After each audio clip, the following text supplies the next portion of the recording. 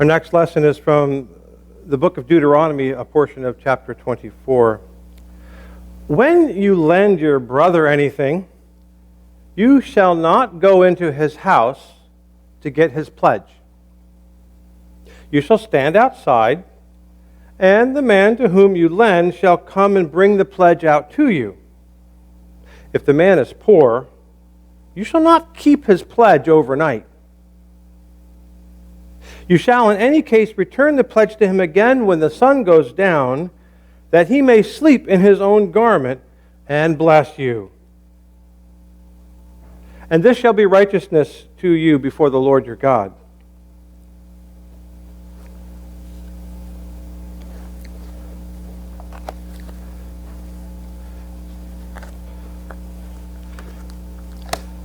The third lesson is two sections from Divine Providence, number 28 and 29. Heaven is conjunction with the Lord. Heaven is heaven not from the angels, but from the Lord. For the love and the wisdom which angels are in and which make heaven is not theirs, but it is the Lord's. Indeed, the Lord is in them. And the love and the wisdom are the Lord's, and are the Lord in heaven, and make the life of angels. This is plain from what the Lord says. Indeed, the Lord's own words speak of this. I and you and me. The angels themselves avow that they live only from the Lord. Hence it is evident that heaven is conjunction with the Lord, but conjunction with Him is various, and one person's heaven is not another person's heaven. Therefore, heaven is according to the conjunction that person or the other person has with the Lord.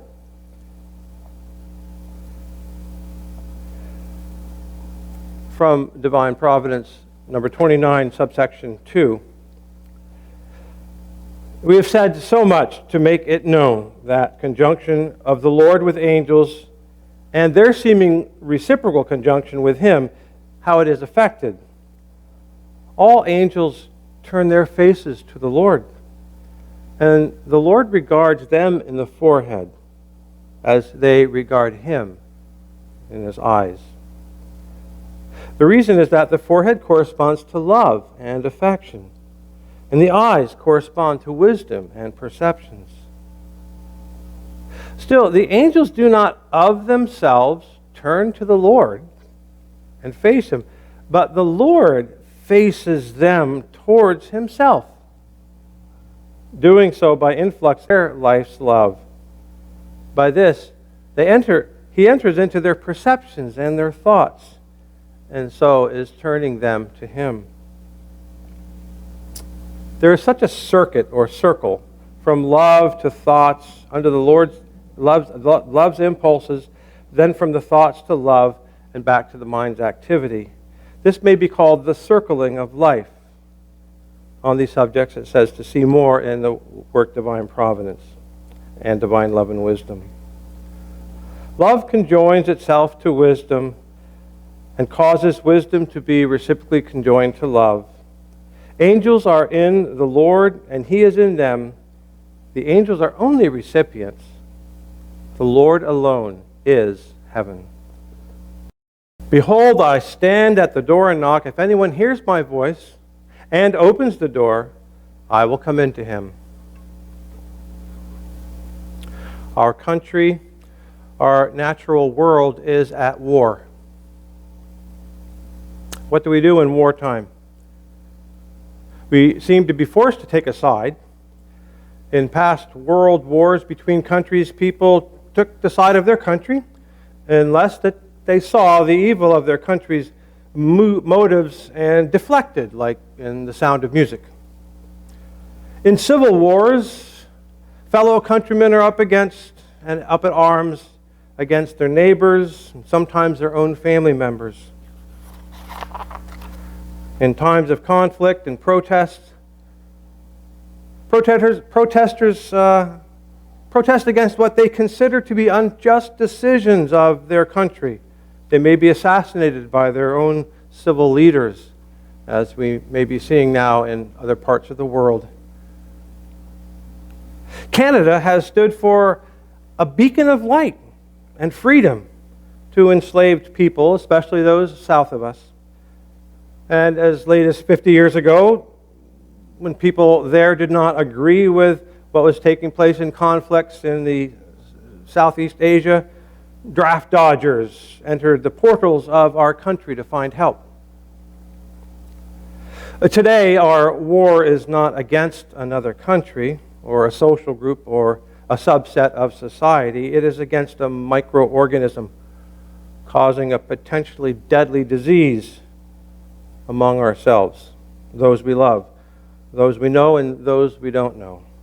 Not potentially causing death. It is causing death, but it potentially could cause your own death or someone you know.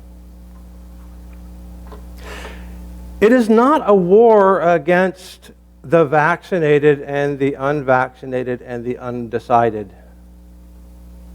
It's not a war against people who have made a decision about their own bodily health.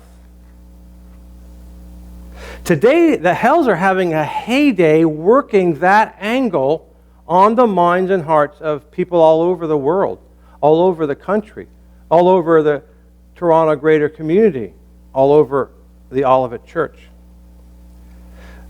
The Hells conspire to do several things.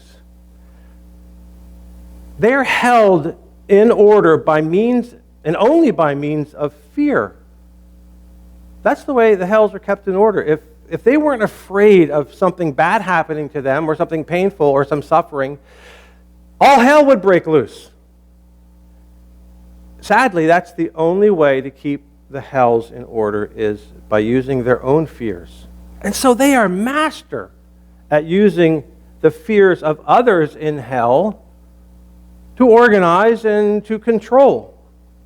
And the Lord sends angels into that environment, amazingly angels filled with patience and love for people who are confused and angry and hateful and filled with enmity and contempt. He sends angels there not because he wants those people to remain in fear, but because those angels can use their own fears to keep them in check with great wisdom.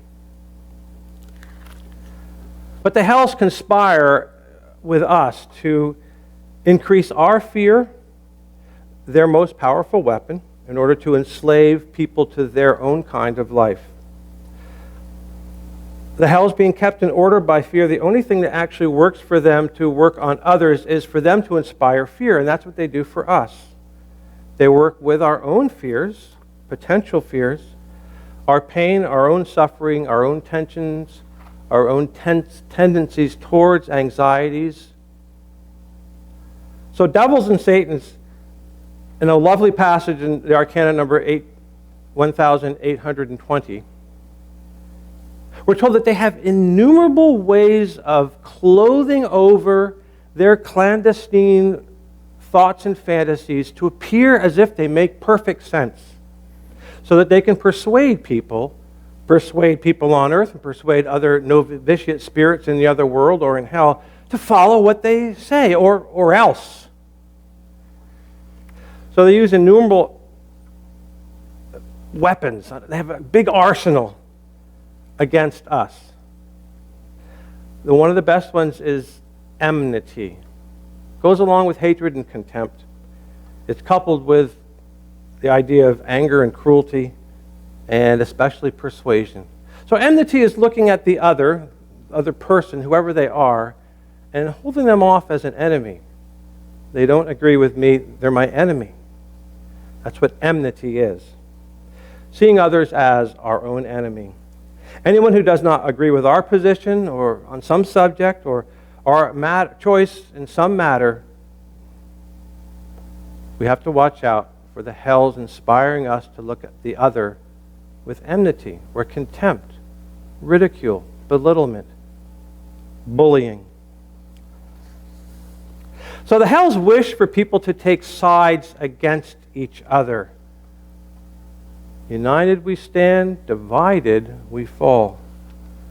To hold others in contempt for not seeing things the way we do, one of their chief mechanisms.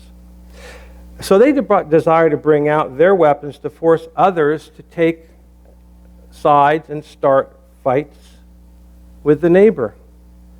We have to be so careful how we, agreeing with the ideas that we have, that other people have with us, hold others who disagree with us. And this tactic of splitting countries, worlds, communities, families, has worked wonderfully in the past in splitting the church over doctrinal matters or legal matters, medical matters, moral issues. It is hard at work today, sadly, and all across the globe, in large and small societies of the new church and other churches. So historically, the vaccination issue has been with the new church for a long time. Many good new church people, 100 plus years ago, who were also very dedicated homeopathic practitioners, and many still are today, were set against the idea of what the vaccinations were of the 1860s, 70s, 80s onward. Congregations protest en masse against the imposition of vaccinations as a conscientious affront to their freedom of choice. In congregations, new church congregations, as they did decades later when a mandate came that you couldn't drink alcohol. Guess what? People protested against that mandate.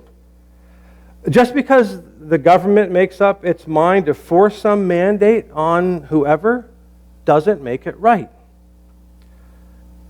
Sadly, we know this from our own modern discovery concerning residential schools and the sad murder of many children as a result of government mandates. In the case of vaccine, at that time, the leading priests and laymen of the church chose to resist the mandates on spiritual and on conscientious grounds. It was not until the real threat that those mandates would actually shut down the academy, the new academy, that the executive bishop capitulated against his own personal convictions and persuaded the leading laymen and the financial backers of protests to do the same. We have to back off. We have to agree with what the government is telling us to do. Or basically it's the end of the academy and it's the end of the church. Those leaders who disagreed with each other continued to live in harmony together. The leading layman continued his anti-vaccination crusade, but outside the sphere of the church. He didn't cause a disturbance in the congregation. He did his work elsewhere, outside the sphere of the local congregation. And he made important strides in the freedom of choice and the freedom of bodily medical decisions on a national level. But the people, we might say, the hells didn't win in that congregation, united, capitulated, and turned against their conscientious objections for the sake of what they considered to be a greater good. So in discussion with these issues in relation to freedom of choice, two more modern bishops, the first bishop I made reference to was W.F. Pendleton, first bishop of the General Church. Two other bishops have spoken about this idea of the freedom that we have and how we must cherish other people's freedom. So I'm going to have some quotes in the rest of the sermon from Bishop Louis B. King in 1975 and Bishop Willard Pendleton in 1957. Freedom of choice is the image of the divine in a person. Nothing is more sacred to him or distinctly his own than the ability and the will to respond to life's forces as if from himself. A free and reasoned response is the pledge of human character, of the will and the understanding, of which a person by regeneration brings out of his mind or his house to freely return to the Lord. When we share with our fellow new churchmen ideas based on some form of revelation or doctrine or civil or moral or scientific or things of a medical nature. We are acting as a medium through whom the Lord upholds and builds the character of another. So what the bishop is saying is freely share your convictions about the doctrine of the church, about the nature of the word, about what you believe on a civil or social or medical level. Freely share that. Enthusiastically share it. Have your points be understood. That's what is the freedom in our church respects.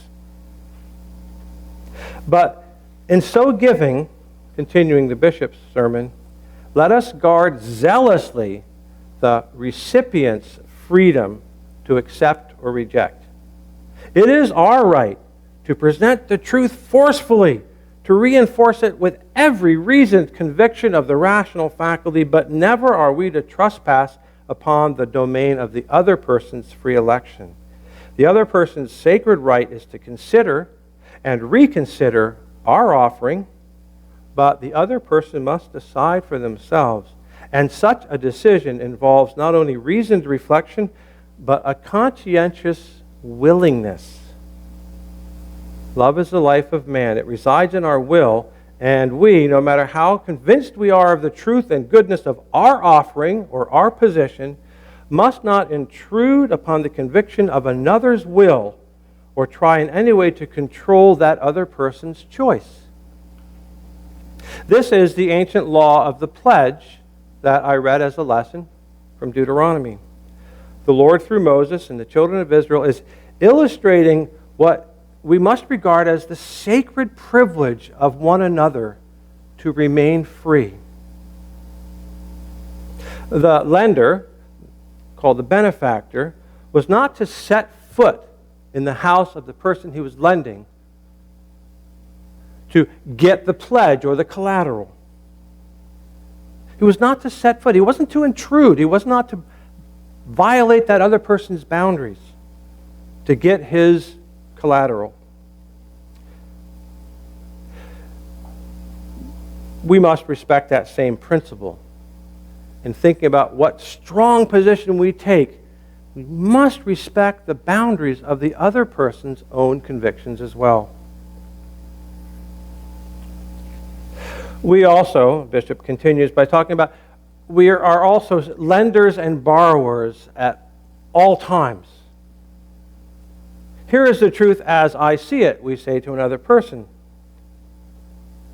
We say to our friends, this, I suggest, is the right action for your situation. Think about it. See if it is not the way of use and hence in keeping with the Lord's will. The bishop is saying we would say to a friend, think about that. Consider this. So we should lend our counsel to our friends. And they consider, they accept, and then they may give their will and their consent to us in a pledge of love, of life, therefore a pledge to be made utterly in freedom. I'll consider what you're saying. Thank you very much. How wrong, the bishop continues, on our part is it to employ coercion, the use of subtle pressure of our position, our wealth, our family, to transgress that boundary of free choice.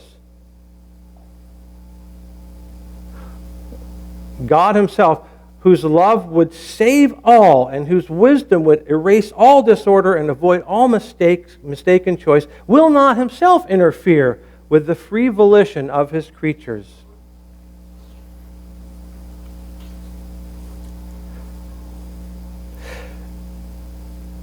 Reading further from a sermon from W.F. Pendleton, Willard Pendleton, the executive bishop, in 1957. On that same lesson from Deuteronomy, the law of the pledge, that idea of freedom and not entering into the house or violating the freedom of another, Bishop Pendleton says, the spirit of persuasion is an evil thing. That's the meaning of this text. This is why that in our relations with others we must await the pledge. We must await the person's free response. If it is to be given, we may press our claim to the truth. If withheld, it is not to be forced by subtle reasoning or an appeal of self-interest. As the writings observe, quote, one should not bind or incite another to confirm one's own truths, but a person should hear the other person, take his answers as they are in himself. For he who binds and incites another to confirm his own truths causes the other not to think and speak from themselves, but from him. That's Arcana 92:13. So to incite another person to possess, to possess their mind by persuading them is not getting a free answer. This is the sin of the zealot. It's the sin of hell. It's the sin which seeks to excite others in a religious way to the life that the zealot has about his own spiritual commitments. To preach the gospel is one thing. To incite states of religious enthusiasm is another. And I would add, the same thing applies to other kinds of persuasive enthusiasm about an issue, such as the pandemic and vaccinations and decisions around those things. To be reasonable, the one is to appeal to the self-evidencing reason of truth. The other is a zealous appeal, an emotional appeal. The bishop says the difference between that kind of persuasive, zealous approach to convincing others to do what you want them to do and the way the writings describe what we ought to be doing, he says this is the fundamental reason for the slow growth of the new church. We don't do that. We're not all about zealously making everybody believe what the bishop believes, or the pastor believes, or the fellow new churchman believes, or somebody who holds and sways a lot of opinion in the church, what they believe. We don't go about telling other people or trying to persuade them to just believe because some authority figure says so. And that's one of the reasons for the slow growth of the church. We don't use the fear of you're going to go to hell unless you believe our understanding of the word. That'll scare you, won't it? We don't use that kind of approach to the things of the truth, the things of freedom. This freedom, an approach to freedom, is one of the fundamental reasons for the slow growth of the church, Willard Pendleton said. It is seen in the law of the pledge, and we're warned about the debtor's right. We're not permitted to enter and take his pledge. The person of the church is to be a free person, a person who's free from all external compulsion in matters of doctrine and faith and life. Neither the priesthood nor any other human authority has the right to extract recognition of a spiritual debt, nor any other human authority. They do not have the right to extract recognition. When doctrinal differences arise, when the church, through ignorance or seeming indifference, others seem unmindful of their obligations to the church, we are not to insist. Our only recourse is to the divine law. We must stand abroad or stand outside and let the person make their own decision, even when we know they're making the wrong one. And don't we do this so many times with our children? Bringing them up, we know that they're going to be so much better if they do it this way. No, they have to decide. When they become parents and are raising their own children, we stand by and say, yeah, really, we try to suggest, but we don't force. We should not force ourselves upon another adult. Even our own kids, grown children. We must stand abroad. We may plead our case or cause, but we should not force them against their will. And this is one of the reasons, the bishop continues, that we don't have a confessional in our church, in our rituals. We don't ask people to come confess to the priest, and then the priest gives you some sort of absolution or advises you around your sin. We don't require people to confess their sins to the church. We don't dole out penance. In order for you to stay in Olivet, you must give 10% of your income. You must come to church every Sunday. You better be watching church or else we'll fine you. A lot of this is cultural. A lot of it is spiritual, connected with the way we understand freedom. Do we charge people for their pews? Some churches, new churches in the past have done that. Wow, is it about how much money you give that you get the front seat? Is it about how much money you donate to the church that you get your way? We have to watch out for that. We want to give to the church, and then we give with the church deciding how to receive it. And there are so many things that are gifted to us that we can't accept because of the strings attached. The academy itself went through that for a long time, receiving funds from the government and then being told by the government what you must do now that you have certain people in your school enrolled with veterans funds or other funds. We have to watch out what kind of strings are attached to the gifts we give and the gifts we receive. When we give to the church, are we trying to control the church to do our own will? I'll give $10,000 if you'll turn off that organ and get the pastor to play the guitar. Wow. Sorry, Annika. I'm just kidding.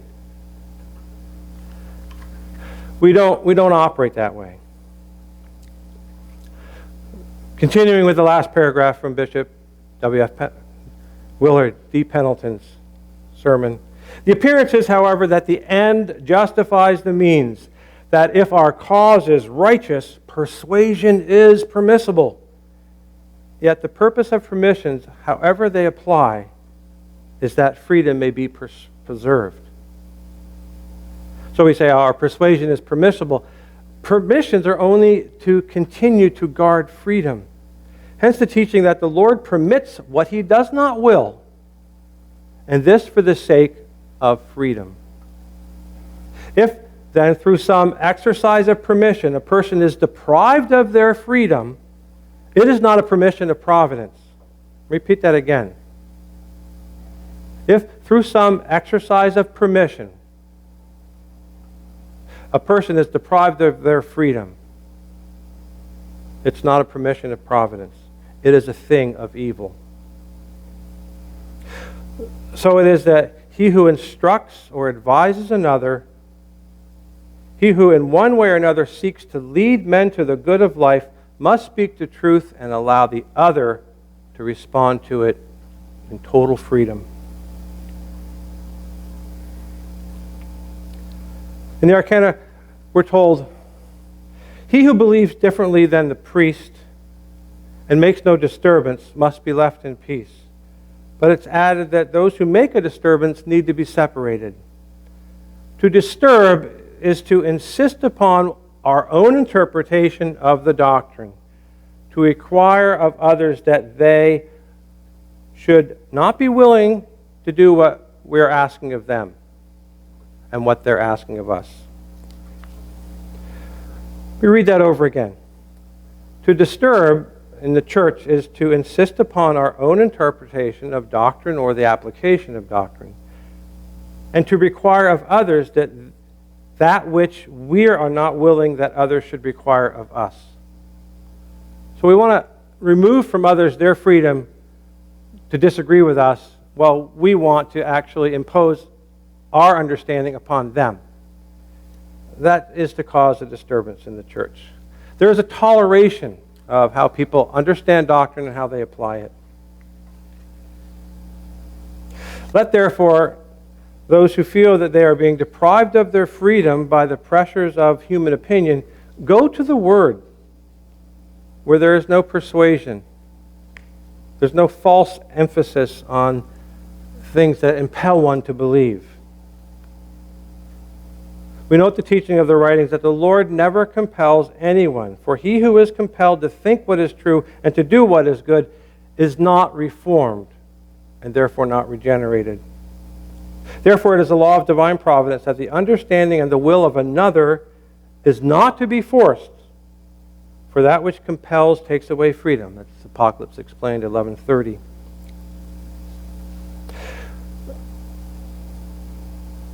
That which is truly rational never compels. It is the way of the Lord, who is in the supreme sense the Word and our Creator. It is the way of the Lord's Word that He stands abroad and He awaits for us to affirm what He gives us. And He asks us to be in that image in our relationship to each other. All wisdom and all knowledge and all truth are His. And even the house in which we dwell is His house. Yet the Lord does not forcefully enter, come in uninvited, to have us acknowledge what we owe to Him. Behold, He says, I stand at the door and knock.